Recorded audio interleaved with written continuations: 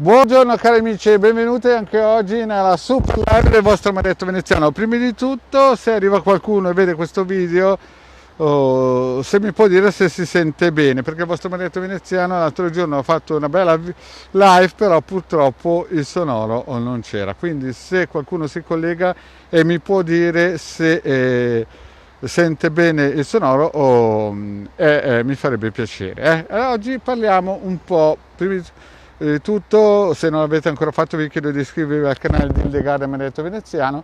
Ciao Rosy, grazie di esserti unita. Senti Rosy, si sente bene il sonoro oppure ha dei problemi? Perché sennò mi devo ricollegare. Comunque oggi vorrei parlare dei LIM, che pochi ne parlano, ma esistono e sono terribili, no? Ok, grazie. Allora, che cosa sono questi LIM?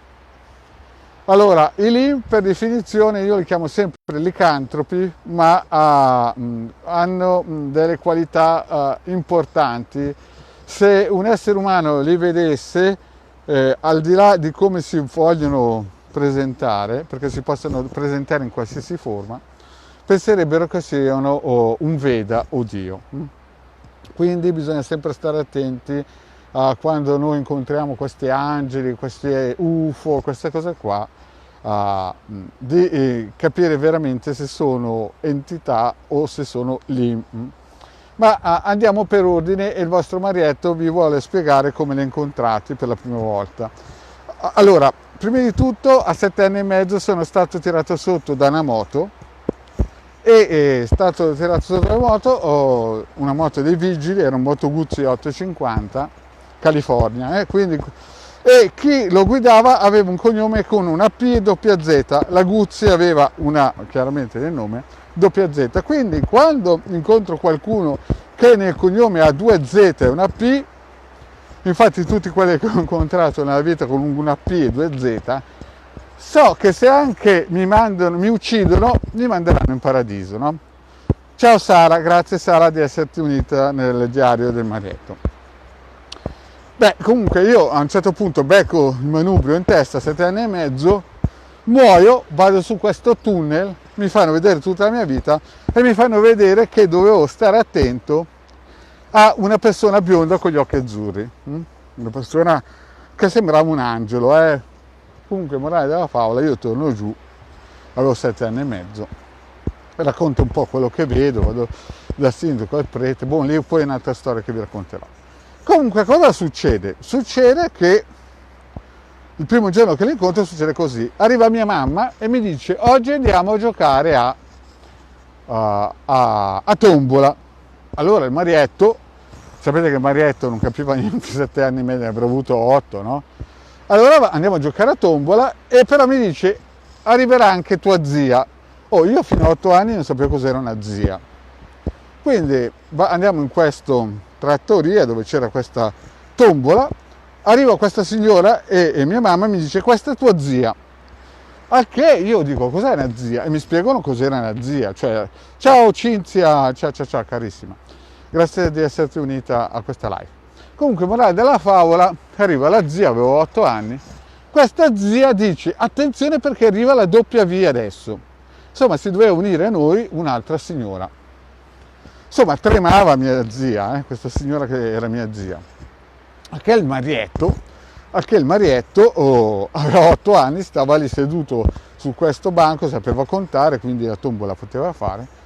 Dopo un po' arriva una signora anziana, no?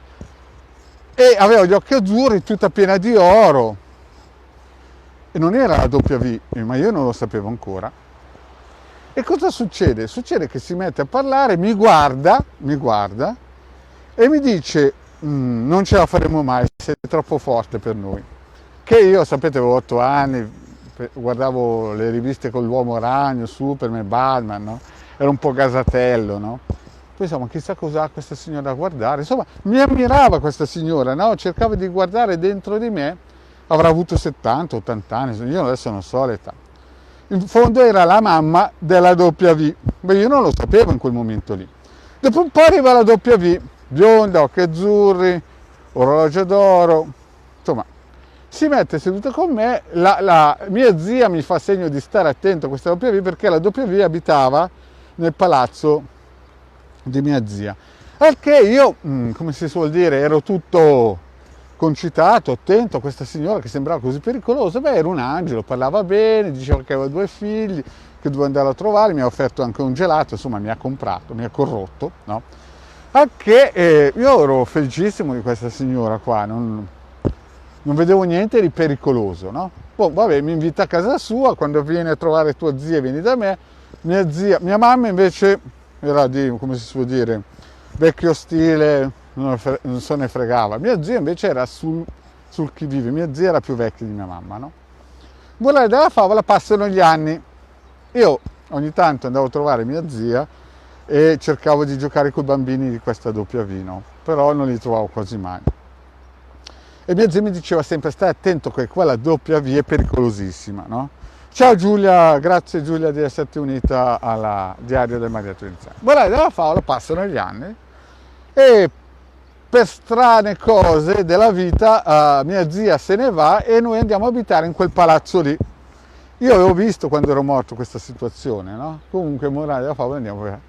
E cosa succede? Succede che rimango sconvolto perché i bambini suoi erano cresciuti, i miei genitori erano invecchiati, mia zia era invecchiata, tutti erano invecchiati, ma guardo questa W ed è uguale come l'ho conosciuta 2 o 3 anni prima, cioè non era cambiato di una virgola. E resto un attimino sconvolto e mi chiedevo ma com'è possibile che tutti sono invecchiati, io sono cresciuto e questa W è sempre uguale. Poi passa il tempo e il Marietto a un certo punto, adesso vi racconto in sommi capi cosa è successo, no? E le cose un po' più eclatanti che mi avevano fatto capire. Passa il tempo e io volevo giocare con i figli della W, no? Volevo giocare con i figli della W, però non uscivano mai di casa, con le figlie, erano 2 bambine, non uscivano mai di casa. Grazie Cinzia Casadei del saluto, grazie, grazie Giulia di esserti unita nel video del Marietto Veneziano nel suo diario. Beh, cosa succede? Succede che loro abitavano nel pian terreno, no? Abitavano nel pian terreno come me, ma da un altro lato. Allora li cercavo di guardare dentro perché a un certo punto della mattina non si vedevano più, allora salivo sulla finestra, guardavo dentro, ma praticamente nella casa non c'erano, erano come sparite. Perché volevo giocare con questi bambini bambini chiamare per venire giù in cortile a giocare. Io avrò avuto massimo 10 anni e mezzo, 11. E cosa vede il Marietto? Il Marietto un giorno li trova e vede che la W aveva un vestito come 1800, però aveva una testa, sopra era alto 2,20 m, 2,5 m, questo appartamento aveva un soffitto molto alto, e vedo che sotto per terra ci sono le figlie raggruppate con le ginocchia, tutte come se fossero impaurite da questo costume ottocentesco con questa maschera in faccia tremenda. Allora ho pensato, la W ha comprato un vestito per carnevale ed è una maschera scenica, no?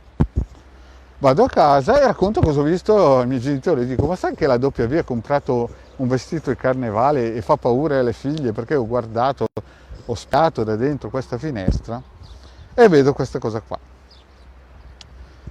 E mio papà, che sapeva invece la storia, mi dice guarda che quello non è un vestito di carnevale. Io ho detto ma papà l'ho visto con i miei occhi. Beh, morale della favola cosa succede? Succede che una sera stavo giocando nell'atrio della casa con le palline di spugna contro la vetrata, arriva la W che ero andata in paese a fare un giro e gli dico senti W ma come mai hai comprato il vestito di carnevale? Lei dice ma io non ho comprato nessun vestito di carnevale, ma ti ho visto qualche tempo fa che eri con questa faccia enorme in casa. Ciao Cinzia. Morale della favola cosa succede? Succede che lei mi dice ma non era un vestito di carnevale, adesso te lo faccio vedere. Io poi entrato in casa, nell'appartamento, io stavo giocando ancora contro la pallina con la spugna contro il vetro, era verso le 9, le 10 di sera, esce io non la guardo perché ho sentito che è uscita, mi volto e vedo un licantropo altissimo. Ho preso uno spavento, mi si è fermato il cuore e poi si è ritrasformata nella W. E mi guarda e mi dice: adesso hai capito? Al che il vostro marietto ha capito che c'era qualcosa che non andava nel marietto, no? E questo è il primo caso in cui ho incominciato a capire che la W non cambiava mai di aspetto, non invecchiava mai, ma era sempre uguale. Poi, sempre nello stesso ambito, per parlare di questi LIM, vi racconto un'altra storia sempre riguardo a questa W. Qui siamo verso i 14 anni e il vostro marietto, certo, era sempre solo, giocava nei boschi, quindi cosa fa? Dietro la casa c'era un orto, perché era una casa in montagna, c'era un orto e praticamente il vostro marietto da solo passa dietro la casa, c'è un prato immenso e poi nel bosco sopra c'era un orto. Arrivo lì da solo, guardo questo orto che era stato abbandonato e dopo un po' vedo nel bosco qualcuno che si avvicina ed era la W però con una faccia normale e un vestito del 1800. Viene verso di me e mi dice: guarda, tu sei più potente di me, io ti servirò tutta la vita. Io pensavo che fosse impazzita, no? Ho detto fra di me: questa è impazzita, io ho 14 anni, questa ne avrà 40, 50, viene vestita nei boschi come una donna del 1800 a venirmi a dire che praticamente lei si sente inferiore a me e mi vuole servire per tutta la vita. Ok, il vostro marietto, ciao Giuseppe Maurizio Grasso, quindi il vostro marietto resta stupito di non averla neanche vista arrivare dal prato, perché per arrivare in questa fascia del bosco bisognava attraversare il prato.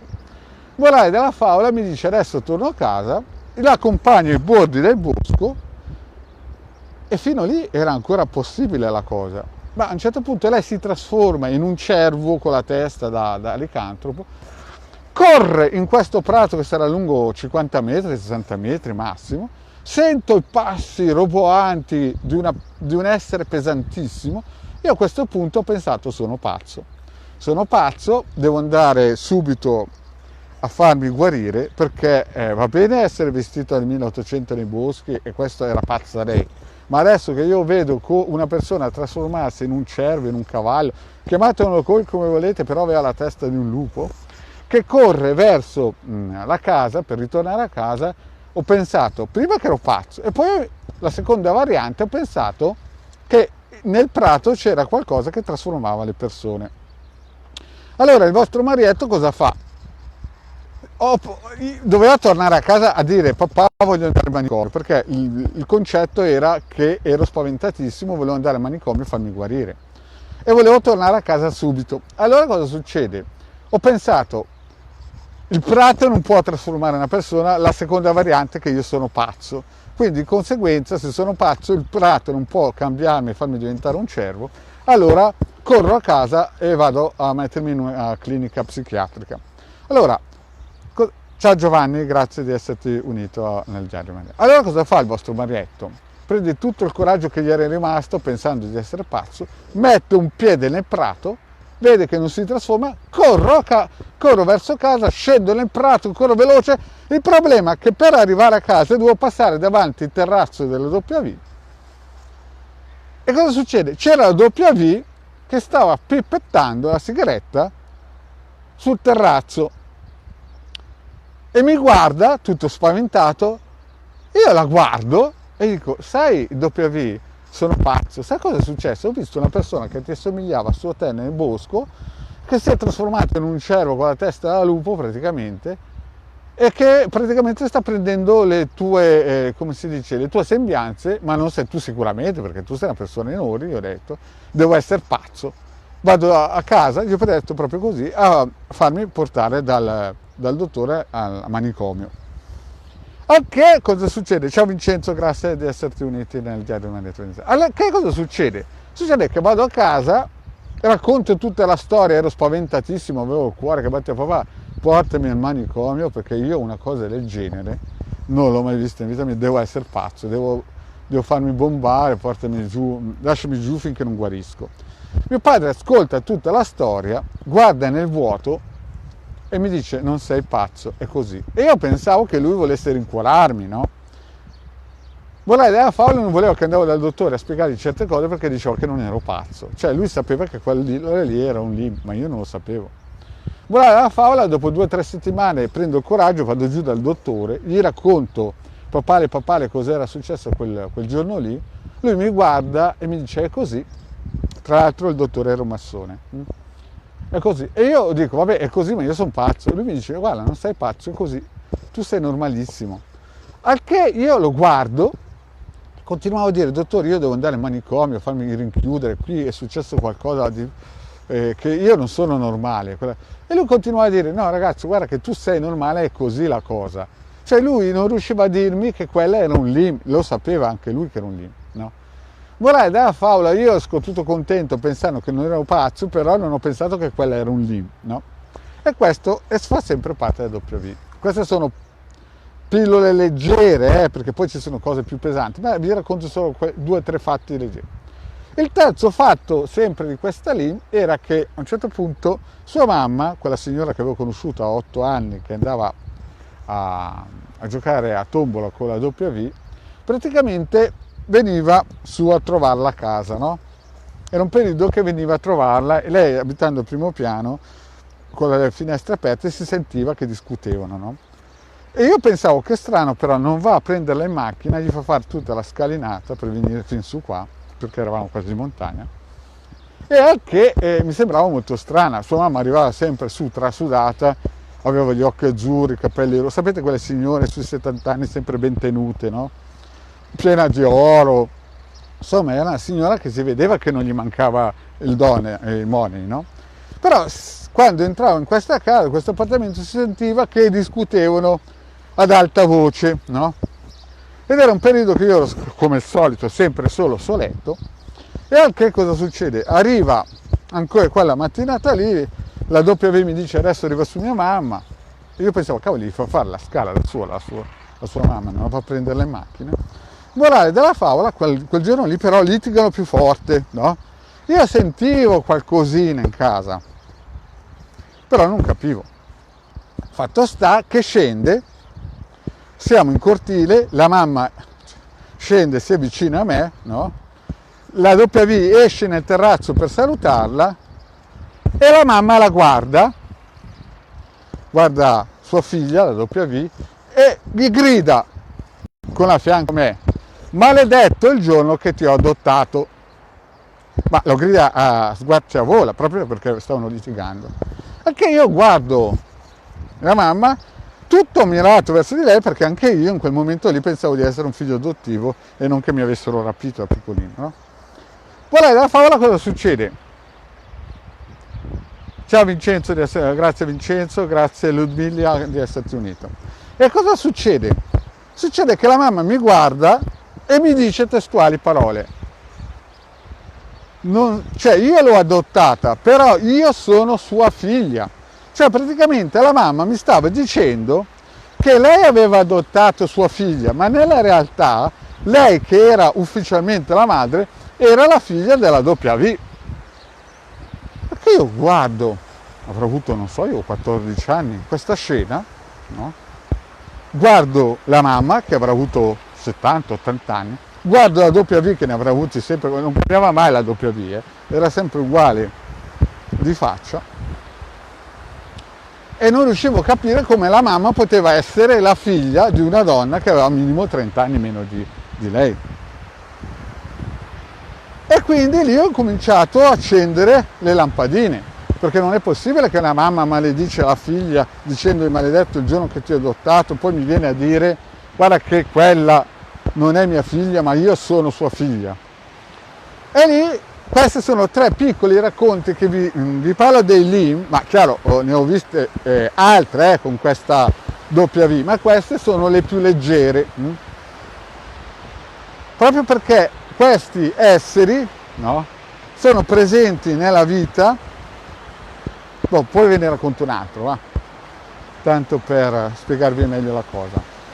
Arriviamo più o meno quando avevo 20 anni. Avevo 20 anni, scendo in piazza e sapete in piazza che ci sono sempre quelli del paese che ne sanno sempre più una del diavolo, quelli che sapete che sono praticamente hanno l'orecchio appoggiato in tutte le porte delle case delle persone, sanno tutte di tutto. E a un certo punto mi dice: ma hai notato che la W non invecchia mai? Al che il vostro Marietto dice, cioè l'aveva notato sì il Marietto che la W non invecchiava mai, no? Però non voleva buttare benzina sul fuoco e dice: ah sì, ho votato, però a me mi sembra che invecchia. E lui gli dice: no, Balle, la W non invecchia mai, è da 300 anni che è in questo paese e non sappiamo come mandarla via, perché questa qui è da 20 anni che è sempre con questo fisico qui. E poi mi dice: già il terzo marito che ha, questo marito che si è preso, è andato giù a Roma a prenderselo, l'ha costretto a sposarla, no. Quindi anche in paese praticamente si sapeva che esisteva questa W che dominava la regione e che poteva cambiare sembianze. Praticamente lei viveva come una massaia, classica moglie di uno che faceva finta anche di essere gelosa del marito, ma era già il terzo marito che si cambiava in 300 anni. Ogni tot di tempo cambiava personaggio, li obbligava a farsi sposare e via. Quindi i Lim praticamente sono degli esseri, ce ne sono parecchi, che vivono in questa dimensione, possono prendere le dimensioni degli esseri umani e praticamente possono prendere anche l'aspetto di extraterrestri e tutto quello che viene detto. Praticamente se ne è sempre parlato in tutte le culture, li chiamano licantropi. Io non sapevo che si chiamavano Lim, li ho sempre chiamati licantropi. Poi, leggendo un libro antico di magia, no?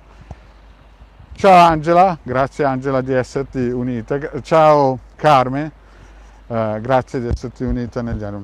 Quindi capite che questi personaggi sono sempre esistiti e hanno sempre influenzato in un modo o in un altro il mondo, no? Non fanno parte dei gruppi misterici proprio perché non sono esseri umani come pensiamo noi, ma hanno delle qualità che praticamente gli danno il potere di essere come esseri umani, chiaramente potenti. E però bisogna stare attenti, perché io ho conosciuto un tipo che si è fatto abbagliare da queste sirene dell'IM e ha preso dei poteri da lui. Cioè praticamente questo tipo qui poteva fare qualsiasi cosa tranne uccidere le persone, no? Però chiaramente i LIM non danno niente gratis, quindi prima gli è morto di cancro la prima moglie, poi gli è morto di cancro la seconda moglie e poi è morto di cancro anche lui. Quindi lui era diventato un semi-LIM, ma praticamente poi alla fine ha dovuto pagare il corso. E i LIM odiano la Kabbalah. Praticamente la loro missione in questo pianeta è distruggere il Vecchio Testamento. Ciao Ugo Mar. Però chiaramente i cabalisti in confronto a loro sono un altro livello, come spiegava la mamma della Lim, che poi non era la mamma, era una figlia. Poi io finora ho conosciuto Lim solo donne, cioè Lim che prendevano la forma di donne, però chiaramente si trasformano anche in uomini, no? Ma generalmente io l'ho sempre conosciuti come esseri femminili che poi prendono anche la forma di essere maschili. Però nella loro forma originale li ho visti e sono alti sul 2,5 metri, 3, hanno la faccia quasi da lupo cervo, è proprio come è scritto in alcuni manuali di magia. E vivono prevalentemente nei boschi. Poi devo dire un'altra cosa.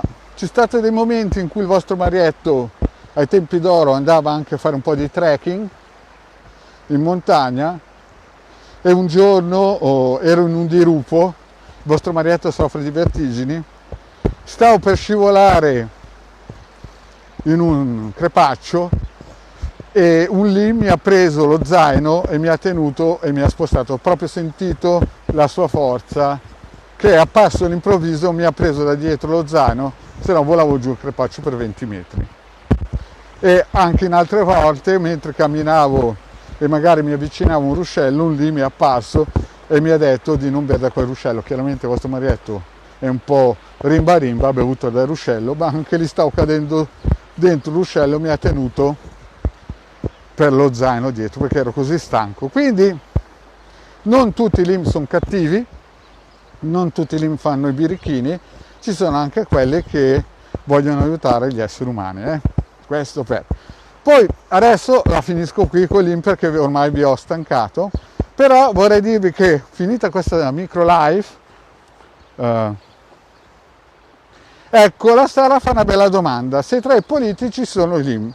Allora, io parlo per quello che ho visto e ho conosciuto, diciamo io con i LIM proprio a gomito stretto ci sono stato fino a 26 anni. E da quello che ho potuto capire io, i LIM non gli interessa niente la politica perché sono i politici che si appoggiano ai LIM, nel senso che i LIM hanno una vita praticamente normale, si trasformano in gente massaie, anzi hanno una vita quasi non da poveracci, perché chiaramente loro possono creare il denaro, non hanno bisogno di politica, loro comandano i politici. Io mi ricordo che alcune volte il sindaco, quando dicevano che la W aveva mal di stomaco, il sindaco correva su in ginocchio, le forze dell'ordine correvano su in ginocchio di quel paese perché sapevano chi era e si attivavano di conseguenza per fare in modo che i LIM fossero soddisfatti. Ciao Cinzia, grazie di esserti unita. Quindi capite che i politici in questo caso qua passano in seconda battuta, sono degli strumenti del LIM. Cioè noi, come si può dire, viviamo in questa bolla in cui ci hanno un po' paralizzato certi sensi, ma i LIM sono una parte importante, molti esoteristi sanno che esistono, hanno paura dei LIM, gli stanno lontano, però i LIM non possono fare tutto. Sono come Dio, ma non possono fare certe cose, ad esempio contro il cabalisto e i tibetani. Però effettivamente, ad esempio, quando prima di Chernobyl, tutto quello che vi ho raccontato, cari miei, è fantasia, mi raccomando, perché sto scrivendo un libro e quindi chiaramente voi sapete che le cose che dico è fantasia. Però prima di Chernobyl, i LIM da questo settore occidentale tremavano perché sapevano che la Russia ormai stava per iniziare a invadere l'Europa. Poi dopo quel colpo sfortunato per i russi, ma in un certo senso fortunato per gli europei, con Chernobyl il Papa ha incominciato a credere a Gesù Cristo perché a un certo punto è riuscito a liberare anche la Polonia dal tallone sovietico, dell'Unione Sovietica ai tempi, e anche lì hanno tirato un sospiro perché sapevano che i russi con i Khazari, con gli Ashkenaziti, insomma questo gruppo di maghi neri che si nasconde lì, non scherzano anche loro. Quindi in un certo senso i LIM che ci sono qua sono in simbiosi col sistema, ma lo dominano finché chiaramente non entrano nei campi dei cabalisti o nei campi di altri gruppi misterici. Ma la gente, il 99%, è lobotomizzata, lui pensa alla PS4, alle serie di Netflix, quelle cose lì, no? A Face, cerca di cercare il rubinetto, la patatina, però loro non hanno bisogno per nulla dei politici, perché loro possono trasportarsi, viaggiare, trasformarsi in un politico. Capite? Sono un livello tale che se una persona li incontrasse penserebbe di parlare col Padre Eterno. E purtroppo qui è il problema, che la gente non sa che esistono. Non sa che esistono e pensano che siano favole, o comunque quello che racconto è una favola perché il marito gli piace scrivere i libri, lo sapete, e quindi non è niente vero quello che sto dicendo. No, perché dopo non mi vorrei trovare le forze dell'ordine che dicono cosa vai a dire giri? Sono favole queste qua, chiaro. Però, ritornando al discorso, i LIM sono in mezzo a noi, io ne ho visti un giorno 5 o 6 in un bosco dietro di me perché mi hanno spiegato chi erano, ho preso quasi un infarto. Generalmente, ecco, non sono politici, ma presiedono certi gruppi esoterici. Ad esempio, chi ha letto o ha visto le live di Hildegarda quando parlava di questo Franz Bardon nel libro del mago Fravato, quando questi gruppi misterici fanno queste riunioni, ecco, molti dei loro capi sono Lim. Infatti io una volta ho conosciuto una sacerdotessa Lim che mi ha spiegato: stasera ho un culto e li massacro. Mi ha detto proprio così, proprio perché questi politici, per attingere a queste forze di governo, per sapere certe cose, non sanno che sono Lim questi loro capi, pensano che siano sacerdoti normali, ma nella realtà sono Lim. Ecco, la loro forza è lì, che vivono tra bianco e nero nel grigio, e uno non riesce a capire se sono esseri umani o no, ma nella realtà non sono esseri umani come ne intendiamo noi, no? Io so che quella dove abitava il vostro Marietto ha 300 anni come minimo, non so se possono perire o meno, so che stabilizzano un po' l'ambiente, so che odiavano da morire i cabalisti e usavano gente a cui davano i doni per uccidere il Vecchio Testamento, ma più in là non ho mai potuto, come si suol dire, né combattere, né, perché non ho mai cercato il litigio con queste persone, perché fondamentalmente quando si presentavano come esseri umani si comportavano come persone, anzi, che mi volevano aiutare ufficialmente. Poi nella realtà, quando si trasformavano, la mia grazia di Dio, che mio papà, il mio vero papà da piccolino, mi ha dato un dono, che è togliermi la memoria. Cosa vuol dire questo? Che quando mi attaccavano e mi schiavizzavano, dopo un po' automaticamente mi dimenticavano tutto quello che avevo fatto e riuscivo a tornare indietro, perché anche mio papà non scherzava, visto che era un cabalista, è un cabalista. Quindi c'è stata questa grande guerra con Chernobyl che ha dato una mano all'Occidente, e diciamo che i Lim si sono salvati, ma perché è dovuto succedere questo Chernobyl? Fondamentalmente perché nel 1995 è stata data la Kabbalah al mondo tramite internet, e quindi ai cabalisti serviva internet, e di conseguenza l'Occidente quel giorno lì ha schivato l'oliva, se no quest'ora molte persone sarebbero nei campi di concentramento senza braccia e gambe sotto in Siberia. Questa è una battuta, non credete quello che dico, sono tutte favole mentre il Marietto sta camminando nei boschi, nei prati. Quindi è questo che è successo, quindi questi Lim ci sono, possono dare potere anche ad altre persone, alla fine gli chiedono il conto.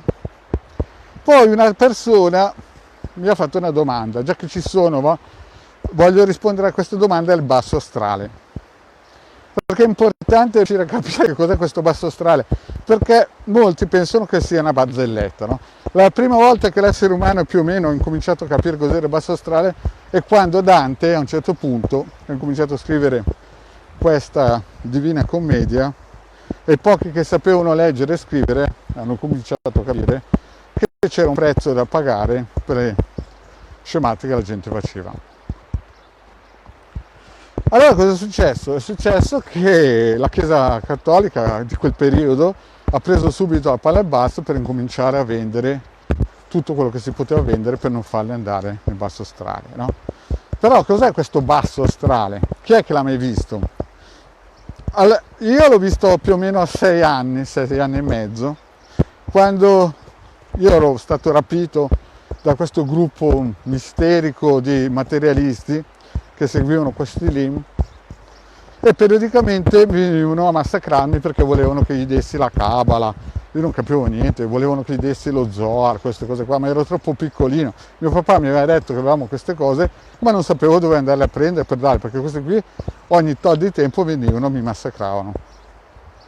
Mio papà mi aveva detto che eravamo i più forti, ma io continuavo a prenderlo. Lui abitava da un'altra parte. Oh, è sempre un racconto di fantasia, mi raccomando. E cosa è successo? Un giorno è arrivato questo tizio, me ne ha date così tante che sono svenuto.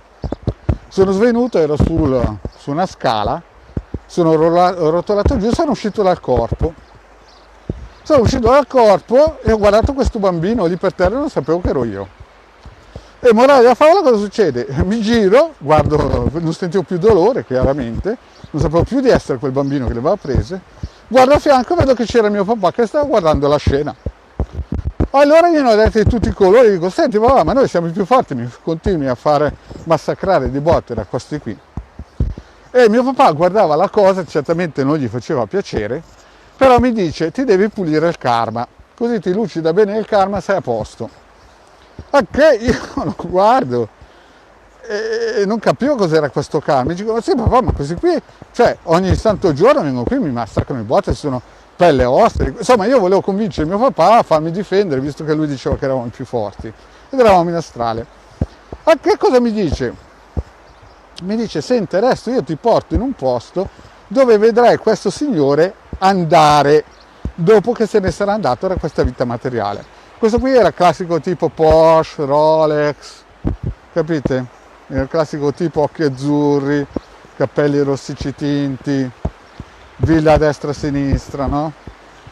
Paghe, chiaramente ai tempi c'erano altre monete, comunque era portata a destra, era un paghe da 25.000 euro al mese, cose del genere, no?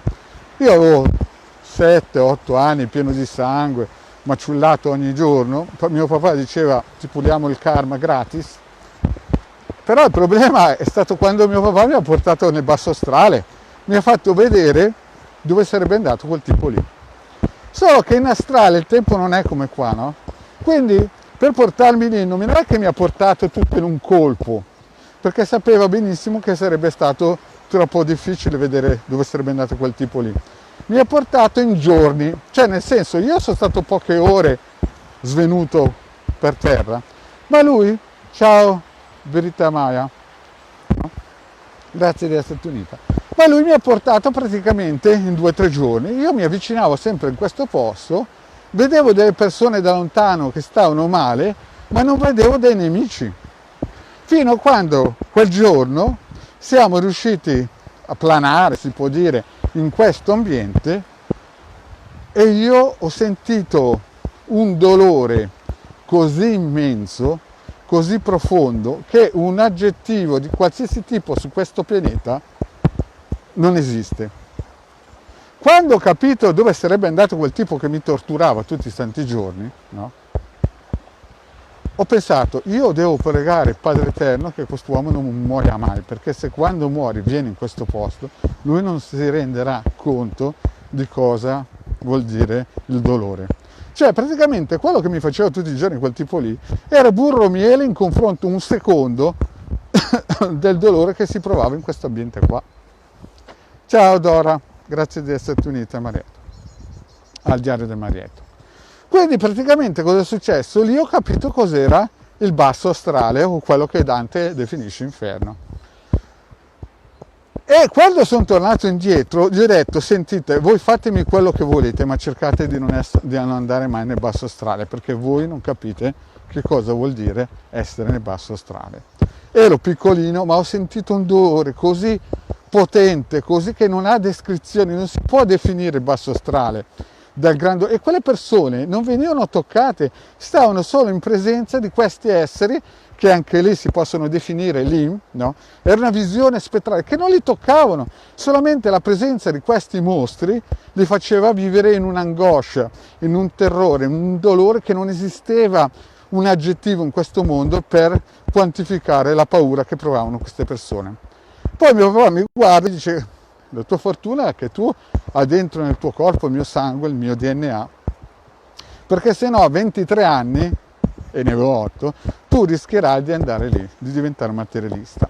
Io ho chiesto, ma perché noi siamo differenti da loro? Perché noi siamo spiritualisti e loro materialisti. Quindi quando sentite il basso astrale, non sono favole, cioè voglio dire, il racconto che vi sto dicendo, ciao Rosy, grazie di esserti unita, il racconto che vi sto dicendo sono barzellette, mi raccomando, non è vero niente.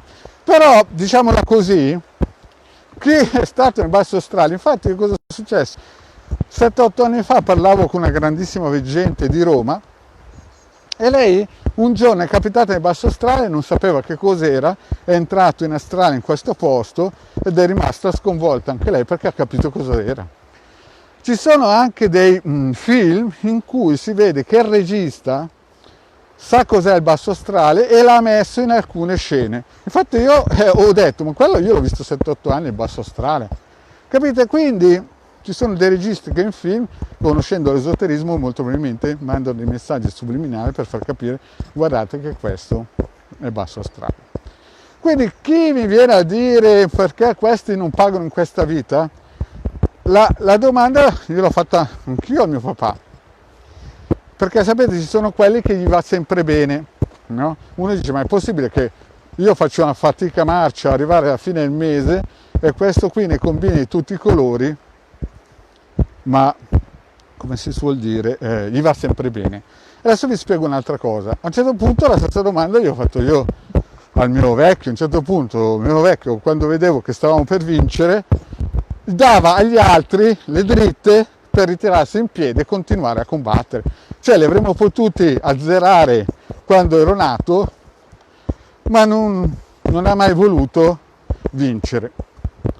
A un certo punto una sera arriva, perché lui si muoveva sempre di notte, e gli dico, senti, ma è mica possibile che tu, quando stiamo per vincere, li fai rialzare in piedi? Anzi, una volta a 14 anni mi ha mandato me a spiegargli col disegnino cosa devono fare per vincere contro di noi, no?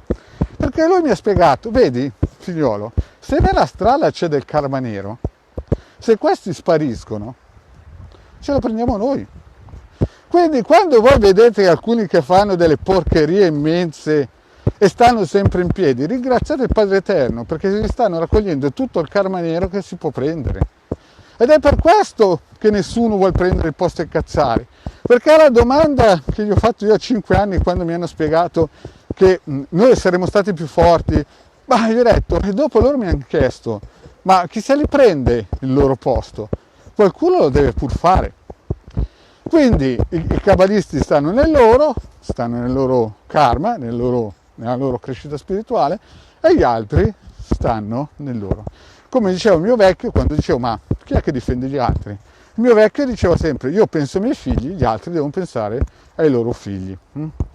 Questo era per rispondere al fatto che non esiste il basso astrale. Il basso astrale esiste come, e alla fine quelli che vedete oggi andare in giro con Rolex, il Porsche, che ne combini di tutti i colori, sia in politica, di là, non sanno che poi alla fine tutto l'oro del mondo non vale un secondo del dolore che proveranno nel basso astrale. Bene cari amici, detto questo, ok, vi ho un pochettino ammorbato, vi ringrazio di avermi seguito. Fra un po' inizieremo le live con la Hildegard sui nati di venerdì, che la Hildegard ha grandissime cose di dirvi sempre nel diario, cioè nella pagina del diario del Marietto su Face di Hildegard. Ieri quello sul giovedì di Hildegard l'hanno già visto in circa 250 persone, quindi non perdetevi anche questa live fra pochi minuti.